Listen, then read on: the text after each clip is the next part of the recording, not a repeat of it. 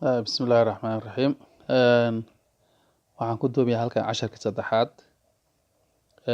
Cashar ka horreeyay ee ku saabsanaa coin market cap-ka wuxuu ku saabsanaa anoo ka sheekeynay lacagaha coin market cap-ka lagu list gareeyo in loo list gareeyay qaab say u market cap badan yihiin. Market cap-kooda lacagta ku jirta say u kala badan tahay. Market cap-kana waxaan soo sheegnay inuu yahay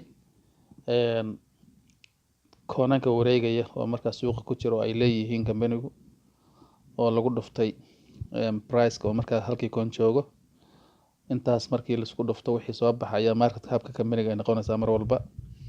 Waxaan soo fiirinay tusaale ahaan Bitcoin oo soo qaadanay market cap-kiisa soo ku soo baxayna waan aragnay soo ku soo baxay market cap-kiisa. Waxaan yiri waa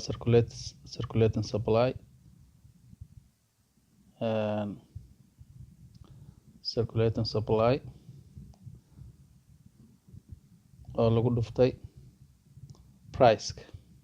Saas ahayd circulating supply oo lagu dhuftay price-ka ayaa market cap la mid yahay. Marka waxaan rabaa nuqdad yar inaan ku daro maximum supply. Waxaan niri waa company-ga Bitcoin-ka inta Bitcoin ee uu sameynayo awoodda u leeyahay inuu sameeyo wey. Marka qaarkood waxaa lagu magacaabaa total supply waa la dhahaa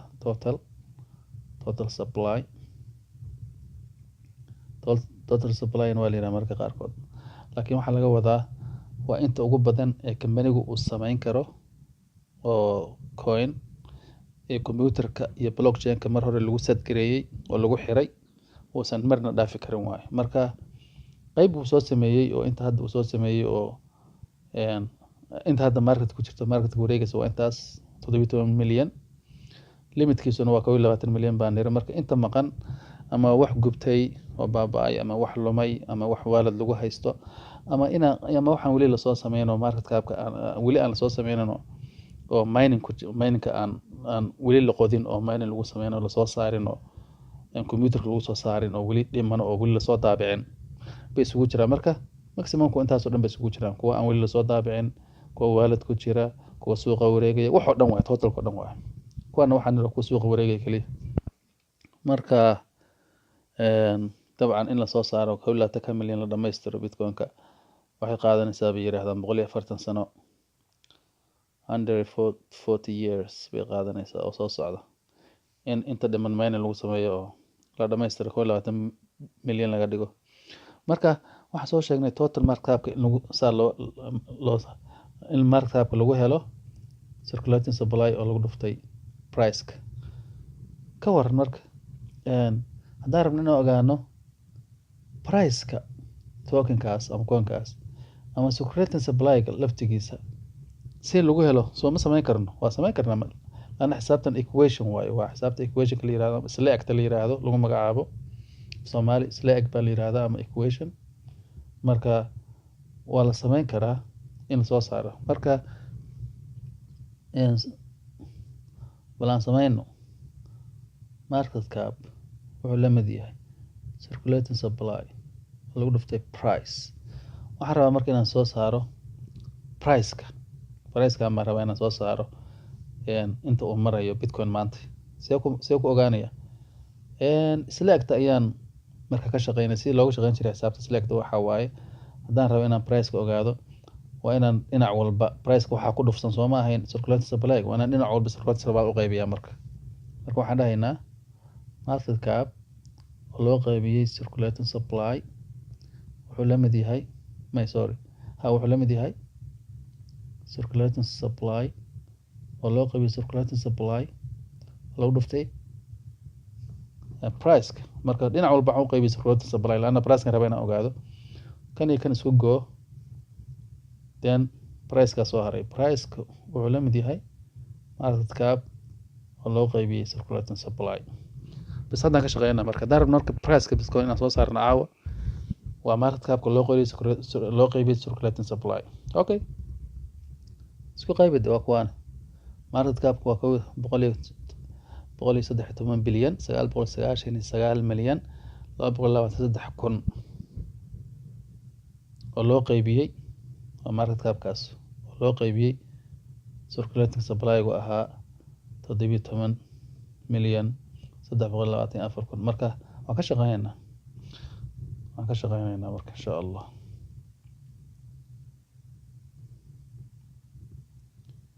market cap-ku wuxuu ahaa 13 bilyan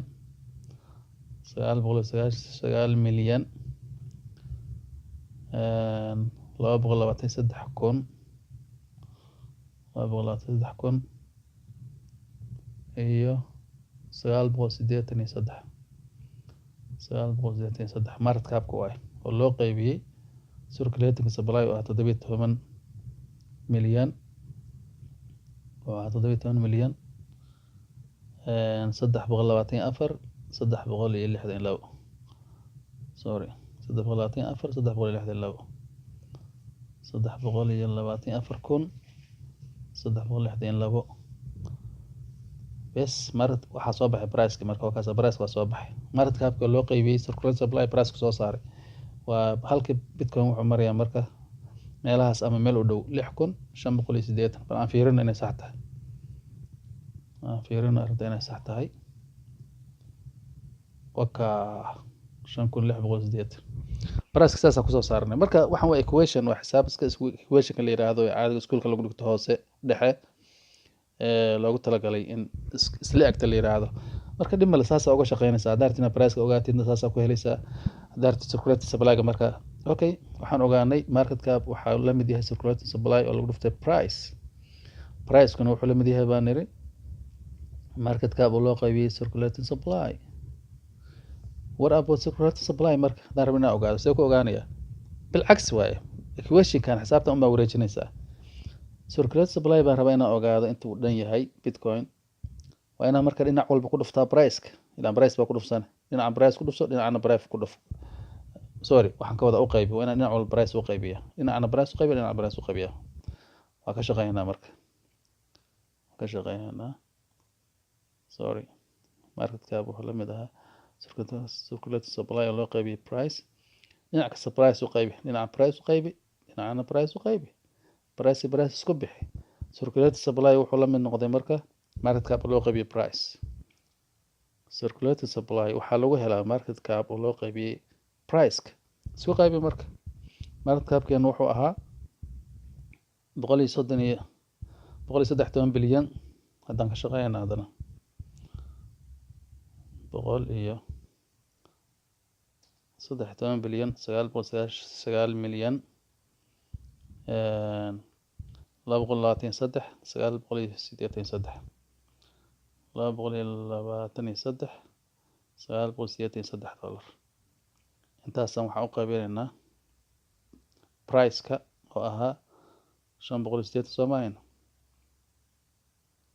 okay waxaan qaldan intaasaan waxaan qaybinaynaa